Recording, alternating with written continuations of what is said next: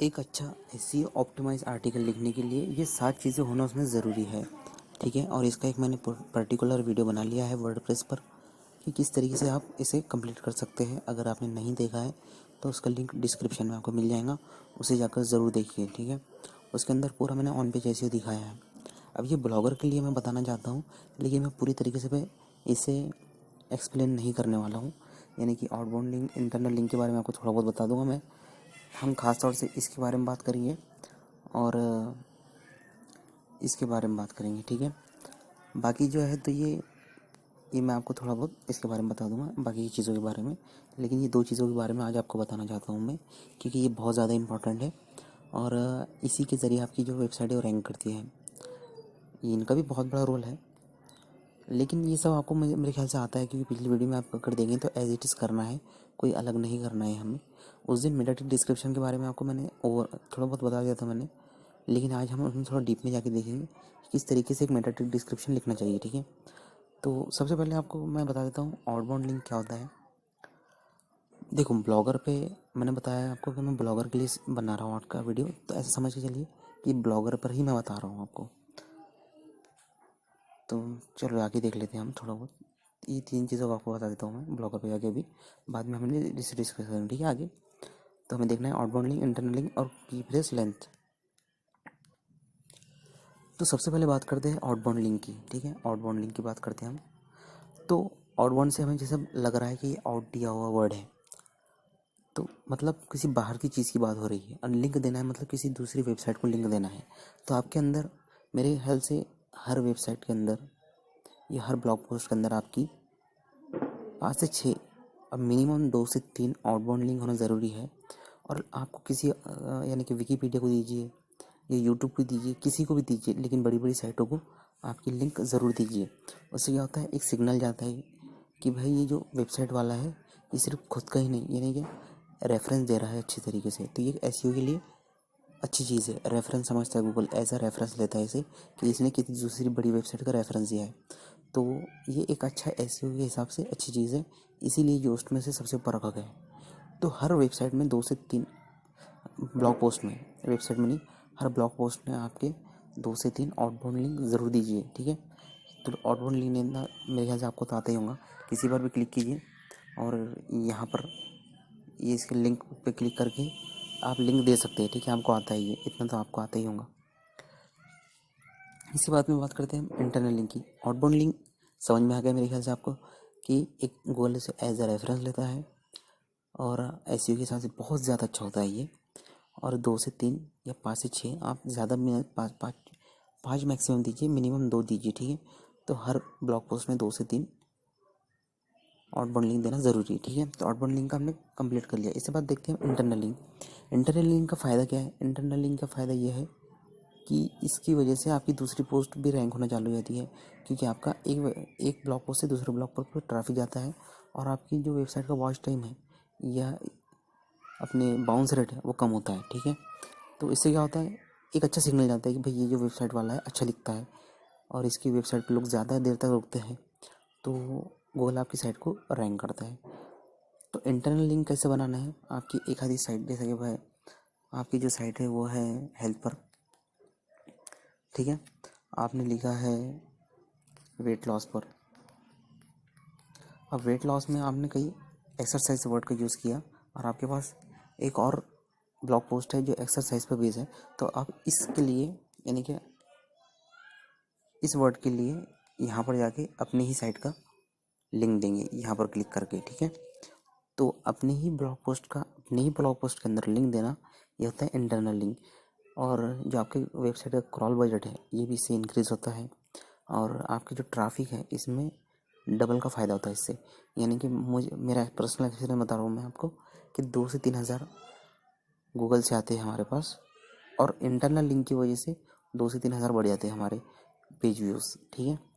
तो इसे ज़रूर ध्यान रखिए, इंटरनल लिंक करना बहुत ज़्यादा ज़रूरी है। और हर ब्लॉग पोस्ट में आप अनलिमिटेड दे सकते हैं, लेकिन मैं आपको रिकमेंड करूँगा 15 से 20 ज़रूर दीजिए इंटरनल लिंक। किसी तरीके से दीजिए पर दीजिए, मिनिमम से मिनिमम 10 तो दीजिए, ठीक है। इंटरनल लिंक देना बहुत ज़्यादा ज़रूरी है। इससे आपकी वेबसाइट का वॉच टाइम बढ़ता है, बाउंस रन कम होता है, पेज व्यूज़ बढ़ते हैं और अर्निंग बढ़ती है इससे, तो खास तौर से। इसी बात देखते हैं हम। मैंने की फ्रेज के बारे में बताया आपको, या कीवर्ड के बारे में देख सकते हैं, कीवर्ड डेंसिटी के बारे में देखते हैं। तो उस दिन मैंने शायद 300 वर्ड का लिखा था, ठीक है। तो 300 वर्ड के अंदर जो आपका फोकस कीवर्ड है वो कम से कम उस दिन बता रहा था वैसा 3 बार आने होना, ठीक है। लेकिन हमें कितने बार लिखना है, हमें लिखना है अपनी जो ब्लॉग पोस्ट है वो मिनिमम आपको 1000 वर्ड की रखना है, ठीक है। और जब 1000 वर्ड की रख रहे हैं तो 300 के लिए 3 बार देना पड़ रहा है, तो 1000 के लिए कम से कम 10 बार देना पड़ेगा, 10 बार, ठीक है। 10 से ज़्यादा बार मत दीजिए आप कभी भी, क्योंकि इससे क्या होता है कीवर्ड स्टफिंग का आता है। तो फोकस कीवर्ड को एज इट इज़ कभी मत लिखिए। यानी कि मेरा फोकस कीवर्ड है एक्सरसाइज, एक्सरसाइज फॉर मैन। अगर मेरा कीवर्ड है एक्सरसाइज फॉर मैन, ठीक है। अगर ये मेरा फोकस कीवर्ड है तो मेरे को एक बार ऐसे लिखना है या 2 बार लिखना है, ठीक है। अगर कीवर्ड डेंसिटी बढ़ाना है तो भी, यानी कि मैं अगर 10 बार बोल रहा हूँ तो 10 बार एज इट इज़ ऐसे मत लिखिए आप। इससे क्या होगा, कीवर्ड स्टफिंग आ जाएगा। इसको कैसे लिखना है आपको, exercise for man in Hindi लिख लिए एक बार, या फिर मॉर्निंग एक्सरसाइज फॉर मैन, आगे पीछे दो तीन वर्ड लगा दीजिए। उससे क्या होगा कि भाई गूगल को लगेगा कि ये जो है ये इसी वर्ड को, यानी कि इस कीवर्ड, ये भी इसके अलग अलग कीवर्ड है, ये अपने फ्लो में बात कर रहा है। आप डायरेक्ट कीवर्ड देंगे तो कीवर्ड स्टफिंग आ सकता है। तो 10 से 15 बार लिखिए, लेकिन आगे पीछे इसके वर्ड लगाइए, तो कीवर्ड स्टफिंग कभी नहीं आएगा आपका इससे। और 10 बार अपने कीवर्ड को लाइए किसी भी तरीके से। और उसके बाद में 10 एक LSI कीवर्ड भी जोड़िए। LSI कीवर्ड आपको lsikeyword.com पे मिल जाएगा, आप वहाँ पे जाके फ्री में ले सकते हैं। बहुत सारी वेबसाइट है जहाँ पे आपको LSI कीवर्ड जनरेट करके देती है वो, तो जाके वहाँ से लीजिए। तो हमारी ये 3 चीज़ें हो गई है कंप्लीट। अब देखते हैं हम नेक्स्ट क्या है। तो अगला है इमेज एट्रीब्यूट। तो दूसरे वर्डों में इमेज की एसईओ करना है, ठीक है हमें। तो इसके लिए आपको करना क्या है, ये सेटिंग का निशान है, इसके ऊपर जाना है इमेज को अपलोड करे बाद, और इसमें आप जब क्लिक करेंगे तो यहाँ पर देखो इमेज को हमेशा एक्स्ट्रा लार्ज रखिए, ओरिजिनल साइज में रखिए, लार्ज में रखिए, स्मॉल में रखिए, मीडियम में रखिए। ब्लॉगर के अंदर जब भी आप काम कर रहे हैं तो इसे कर दीजिए एक्स्ट्रा लार्ज। एक्स्ट्रा लार्ज करने का फ़ायदा ये होगा कि जो आपकी इमेज है वो पेज के साइज़ में आ जाएगी हमेशा। फिर ऑल्ट टेक्स्ट में हमेशा आपका जो फोकस कीवर्ड है वो रखिए, 3-4 कीवर्ड डाल दीजिए वहाँ पर। जैसा कि एक है बेली फैट, ठीक है। ये आपको बैकग्राउंड में नॉइस आ रही होंगी। आज हमारे यहाँ पे सरपंच के इलेक्शन का रिजल्ट था, तो कुछ पार्टी वाले चुन के आए हैं, तो वो उप सरपंच बना है हमारे यहाँ पर आज। सरपंच मेरे फूफो बनेंगे इंशाल्लाह, तो उसकी आवाज़ है, ठीक है, बेली फैट से। फिर दूसरा है एक्सरसाइज, फिर है बस 2-4 आपको जो भी कीवर्ड रखना है वो रख सकते हैं। टाइटल के अंदर हमेशा आपका फोकस कीवर्ड होना चाहिए। तो मेरा फोकस कीवर्ड है how to loss belly fat, ठीक है। तो ये एक मिसाल के तौर पे आपको दिया है। तो बस इसमें टाइटल में हमेशा एक ही कीवर्ड रखिए, लेकिन ऑल टेक्स्ट में 3-4 कीवर्ड डाल दीजिए आप। तो आप इसे कर देते हैं अपडेट,